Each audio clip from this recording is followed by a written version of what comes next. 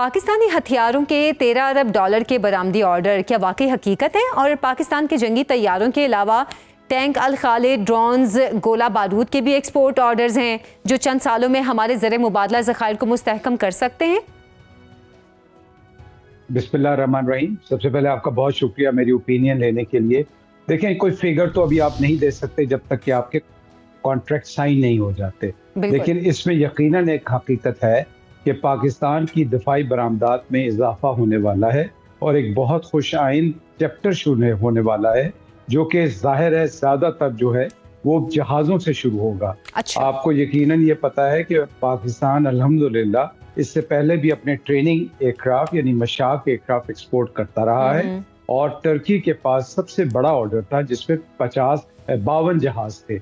उसके अलावा Qatar, Azerbaijan, Nigeria में यही ट्रेनिंग जहाज जा चुके हैं और बहुत पहले यही ट्रेनिंग जहाज सऊदी अरब और दूसरे मुल्कों में भी जा चुके हैं, जिनमें जिम्बाब्वे भी शामिल है। और अब जो एक नया चैप्टर शुरू होने वाला है, जो उसमें JF-17 कुलीदी किरदार इख्तियार कर रहा है, वो एक बहुत बड़ा दिफाई लिहाज से जंप होगा। और जिस तरफ आपने इशारा किया कि जो बम हैं, जो बारूद के सिलसिले में मुआहदात होने या टैंकों के होने वाले, तो ये सारी उसी सिलसिले की कड़ियाँ हैं। अच्छा, पाकिस्तान सूडान को भी गालिबन के कोई जो जंगी टेक्नोलॉजी है उस हवाले से उसकी मदद करने जा रहा है। आपके ख्याल में सूडान के साथ जो मामला तय हो रहे हैं उससे पाकिस्तान को कितना फ़ायदा पहुंचेगा? देखिए, सूडान तो एक मुल्क है। मैंने आपको एक अमूमी जायजा पेश किया कि पहले ये कॉन्ट्रैक्ट आपके हो चुके, अब JF-17 जो है और सुपर मशाक की कॉम्बिनेशन को लेके पाकिस्तान एयरफोर्स इन मुल्कों को अप्रोच कर रहा है, जिनमें सूडान शामिल है, जिसमें सऊदी अरब शामिल है, जिसमें गल्फ के और मुल्क शामिल हैं। इंडोनेशिया का भी नाम सुनने में आ रहा है, बांग्लादेश का भी नाम सुनने में आ रहा है। तो ये वो सारे ममालिक हैं जिनमें इस वक्त रिक्वायरमेंट मौजूद है और दो किस्म की रिक्वायरमेंट है। पाकिस्तान एयरफोर्स अल्हम्दुलिल्लाह जो अपनी ट्रेनिंग का एक जो हमारा मजबूत कदम है उसको लेके चलता है कि आप हमारे साथ एक पैकेज डील करें जिसमें हमारे ट्रेनिंग एयरक्राफ्ट सुपर मशाक को लें। और by the way, super Mashak दुनिया का वो वाहिद ट्रेनिंग जहाज है जो कि ट्रेनिंग के लिहाज से, प्राइमरी ट्रेनिंग के लिहाज से सबसे बेहतरीन माना जाता है। कि इसमें जितनी मैन्यूवरेबिलिटी है वो शायद इस तरह के किसी और जहाज में नहीं है। उसके बाद इसके अंदर ग्लास कॉकपिट की सहूलत है जिससे आप अगले किसी भी मॉडर्न तैयारे पे अपने पायलट्स को ट्रेनिंग कराने के लिए कन्वर्ट कर सकते हैं। सुपर मशाक ट्रेनिंग एयरक्राफ्ट हो गया। उसके बाद आजकल जो ज्यादातर डिस्कशन हो रही है वो अल्हम्दुलिल्लाह JF-17 के सिलसिले में है, जो कि प्राइड ऑफ पाकिस्तान है और जिसने एक प्रूवन आपको टेक्नोलॉजी का एक मयार दिया और ये साबित किया कि ऐसा जहाज जो कि आजकल अफोर्डेबल कीमत में जदीद तरीन तमाम सहूलियात के साथ किसी भी मुल्क की दिफाई फौज के लिए अवेलेबल। अच्छा सर, तज्जियाकारों का ये भी कहना है कि डिफेंस एक्सपोर्ट में मई वॉर के बाद से आने वाली तेज़ी की वजह हमारी दिफाई सिफारतकारी है। आपसे जानना चाहूँगी ये दिफाई सिफारतकारी क्या है? देखिए, दो तीन चीज़ें इसमें याद रखिएगा कि जब आप एक्सपोर्ट के लिए जाते हैं तो ये सिर्फ पाकिस्तान एयरफोर्स का मामला नहीं होता। इसमें आपको कई चीज़ों का लिहाज भी होता है और कई चीज़ों को आपको फ़ायदा होता है, जिसमें सबसे पहले आपकी बयानियाँ, फिर सफारतकारी, फिर दफाई सनत की नशोनुमा, फिर लोकल इंडस्ट्री की नशोनुमा, फिर ये रिट साबित होना कि अब पाकिस्तान अल्हम्दुलिल्लाह उन ममालिक में से है जो सिर्फ दरामदात पे जोर नहीं दे रहे, जो सिर्फ जंगी साजो सामान को सिर्फ इम्पोर्ट ही नहीं कर रहे बल्कि एक्सपोर्ट भी कर रहे हैं। और ये मैं आपसे ये बात एक दफ़ा पहले भी कह चुका हूँ, मैं दोबारा दोहराऊंगा कि अल्हम्दुलिल्लाह पाकिस्तान एयरफोर्स वो वाहिद एयरफोर्स है दुनिया की जो कि जहाज़ों को मेंटेन करती है। मेंटेन करने से मेरा मुराद है पाकिस्तान एयरोनॉटिकल कॉम्प्लेक्स कामरा, जिसमें हर सतह तक हम जहाज़ों को मेंटेन करते हैं। उसके बाद ये वो वाहिद एयरफोर्स है जो जहाज़ों को ऑपरेट तो करती है जिस तरह बाकी सारी एयरफोर्सेस करते हैं, लेकिन अब अल्हम्दुलिल्लाह ये वो एयरफोर्स है जो जहाज़ बनाती है और जहाज़ बनाने के बाद एक्सपोर्ट कर रही है। दुनिया की कोई एयरफोर्स ऐसी नहीं जो जहाज़ ऑपरेट करे, बनाए और एक्सपोर्ट करे। ये अमूमी तौर पर बाकी दुनिया के ममालिक में प्राइवेट सेक्टर करता है, लेकिन अल्हम्दुलिल्लाह पाकिस्तान एयरफोर्स के पास ये आला मुकाम हासिल है।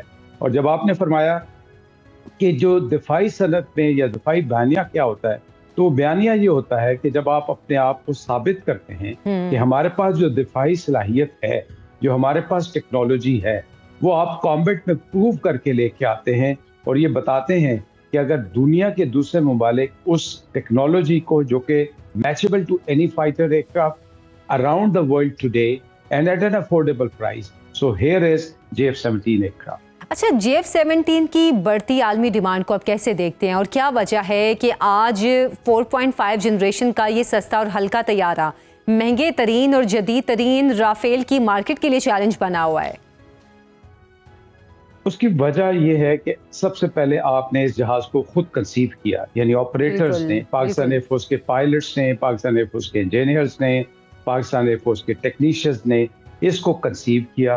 फिर अपने टाइम टेस्टेड फ्रेंड चाइना के साथ मिलकर इसको कंसीव को अमली जामा पहनाया और फिर वहाँ पे हमने अपने पायलट्स और अपने इंजीनियर्स और अपने टेक्नीशियन पोजीशन किए, जिनको आपने ट्रेन करवाया। और फिर आपने 2000 से शुरू, आप इस प्रोग्राम पे शुरू हुए, आपने पहला जहाज बनाया, दूसरा जहाज बनाया, प्रोटोटाइप बनाए जिसको पहला जहाज कहते हैं, फिर टेस्ट फ्लाइंग की, अपने टेस्ट इंजीनियर्स और टेस्ट पायलट प्रोड्यूस किए, फिर आपने ब्लॉक्स की सूरत पे बनाया और पहला ब्लॉक 50 जहाजों का था, उसके बाद जो दूसरा ब्लॉक आया उससे कहीं इम्प्रूव वर्जन आई, फिर तीसरा ब्लॉक जिसको आखिरी ब्लॉक कहते हैं अभी तक का, वो जहाज था जिसमें आपने उस सारे जमाने की कमियों को दूर किया और आज के दौर की जो जरूरियात थी वो उस जहाज में शामिल की। मैं आम फहम जुबान में नाजरीन के लिए ये बता सकता हूँ कि अगर आज जो राफेल रेडार है उसके अंदर जो रेडार है उसको ईसा रेडार कहते हैं, वो इस वक्त top of the line radar है, तो अल्हम्दुलिल्लाह ब्लॉक 3 JF-17 में यही रेडार अवेलेबल है। अच्छा। दूसरी जो बड़ी चीज गिनी जाती है वो होती है BVR मिसाइल, यानी बहुत दूर तक मिसाइल मारने की सलाहियत, जो कि दुश्मन को नजर आए बगैर। तो अल्हम्दुलिल्लाह इसके ऊपर SD-10 नाम का एक BVR मिसाइल है जो कि शामिल। तीसरी बात जो इसमें होती है कि आपका डेटा लिंक कैसा है, चौथा ये होता है कि इसकी मेंटेनेबिलिटी क्या है, और फाइनल जो मैं दोबारा रिपीट कर रहा हूँ कि ये वो जहाज है जो कि वॉर प्रूवन है, कॉम्बैट प्रूवन है, और पाकिस्तान एयरफोर्स ने इसको अमली तौर पर इस्तेमाल करके अपने पायलट्स को इस पर ट्रेन करके ये साबित किया कि ये एक नहायत कारआमद और ऐसी टेक्नोलॉजी है जो कि आज के 4th या 4.5 जनरेशन से मैच की जा सकती है। अच्छा सर, क्या पाकिस्तान 5 साल में $13 अरब के जो वेपन्स ऑर्डर्स हैं इनको कंप्लीट करने की सलाहियत रखता है, और क्या हम ऑर्डर्स के मुताबिक JF-17 थंडर फराहम करने की पोजीशन में हैं? देखिए, जो मैं 13 अरब की फिगर पे फिर अपना बताऊंगा कि जब तक फाइनल नहीं हो जाते आप उन फिगर्स पे आज ना जाएं। आपका जो इस वक्त फोकस होता है कि जितने ज्यादा मुल्कों में जाएं, और ये याद रखिएगा कि दुनिया में जो जहाज बेचते हैं इकोनॉमिक स्केल में उसी वक्त वो इफेक्टिव होते हैं जब उस जहाज की बहुत ज्यादा प्रोडक्शन हो। हमने तो अल्हम्दुलिल्लाह अपने लिए 150 जहाज बना लिया। अब वही प्रोडक्शन फैसिलिटी है जिसमें अल्हम्दुलिल्लाह हमारे अंदर ये सलाहियत है कि हम उसको 15 से 20 जहाज एक साल में बना सकते हैं। और यकीनन आपको ये पता है कि ये एक जॉइंट प्रोग्राम है जिसमें हमारे साथ चाइना उसी तरह शामिल है जिस तरह के एक पार्टनर शामिल होता है। सो दोनों मिलके इसको प्रोड्यूस करने की सलाहियत रखते हैं, और जब भी आप डील करते हैं तो आप ये नहीं कहते कि मैं एक साल में 20 जहाज आपको दे दूंगा या 25 दे दूंगा। आप ब्लॉक्स बनाते हैं कि एक साल में 4 जहाज इस मुल्क को, 4 इस मुल्क को, वो डिपेंडिंग ऑन द कॉन्ट्रैक्ट जो कि हमारी एयरफोर्स और मिनिस्ट्री ऑफ डिफेंस करेंगी, उसके मुताबिक मेरे ख्याल में अल्हम्दुलिल्लाह हमारे पास ये सलाहियत बातों में मौजूद है कि हम अपने जो ऑर्डर्स हैं उनको इंशाअल्लाह पूरा कर सकते हैं। अच्छा, JF-17 की जितनी डिमांड बढ़ी है, अब जाहिर सी बात है चाइना का भी उसमें किरदार है। आपके ख्याल में चाइना जो इन डिमांड्स को पूरा करने में कितना विलिंग होगा, या वो इस सिलसिले में उसका रोल क्या होगा पाकिस्तान के साथ? वो उसी तरह भरपूर साथ देगा बाकी मुल्कों को जिनकी डिमांड है उनको सप्लाई करने के हवाले से? देखिए, जब ये प्रोग्राम कंसीव हुआ था तो उस वक्त से ये बात तय थी कि ये एक जॉइंट फाइटर प्रोग्राम, और उसी वक्त एक कंसीव ये भी किया गया कि इसके लिए जॉइंट सेल्स एंड मार्केटिंग की टीम होगी, लेकिन ये भी तय किया गया कि अगर पाकिस्तान या चाइना जो भी इस प्रोग्राम को लीड करेगा, यानी अगर मैं फर्ज महाल बांग्लादेश के साथ कॉन्ट्रैक्ट साइन करता हूं तो लीडिंग रोल पाकिस्तान का होगा। अगर चाइना डील करता है किसी के साथ तो लीड रोल उसका होगा। और ये भी बात तय है कि जो को प्रोडक्शन के तहत जितनी परसेंटेज मैं बनाऊंगा पाकिस्तान में, अपने लिहाज से, अपने शेयर के लिहाज से चाइना भी पाबंद है उतनी प्रोडक्शन करने को। वन सेकेंड, देखिए उनके पास भी प्रोडक्शन फैसिलिटी अवेलेबल है, हमारे पास भी अल्हम्दुलिल्लाह प्रोडक्शन फैसिलिटी अवेलेबल है। और अगर उस प्रोडक्शन फैसिलिटी को उन्होंने भी अवेल करना है, हमने भी अवेल करना है, तो ये दोनों के मफाद में है। और इसमें कोई ऐसा अमर माने नहीं है जिसमें वो अपनी कमिटमेंट से परे जाएं, बिकॉज जब दिफाई सामान की एक्सपोर्ट होती है तो एक्सपोर्ट में बहुत फायदे होते हैं। पैसा तो आता है, आपकी एक्सपोर्ट में पैसा बहुत ज्यादा आता है, आपका फॉरेन रिजर्व आता है, लेकिन उससे बढ़ के जो मेरी नजर में, अगर हम आज इसको एक एविएशन इकोसिस्टम बना लें तो हम अपनी भी जो लोकल इंडस्ट्री है, और मेरे ख्याल में ये बहुत जरूरी पॉइंट है कि प्राइवेट लोगों को भी इसमें शामिल करें और उनको सब टास्क करें, सबलेट करें। तो जो आपका सवाल था, कोई ऐसा अमर माने नहीं है, वो हर 100% अपनी कमिटमेंट को करेंगे। और अभी तक जितने कॉन्ट्रैक्ट हुए हैं, जिसमें नाइजीरिया का था, जिसमें ये म्यांमार का था, उसमें हमने अपना हिस्सा डाला और उन्होंने भी अपना हिस्सा डाला, और कोई ऐसी रुकावट अभी तक पेश नहीं है।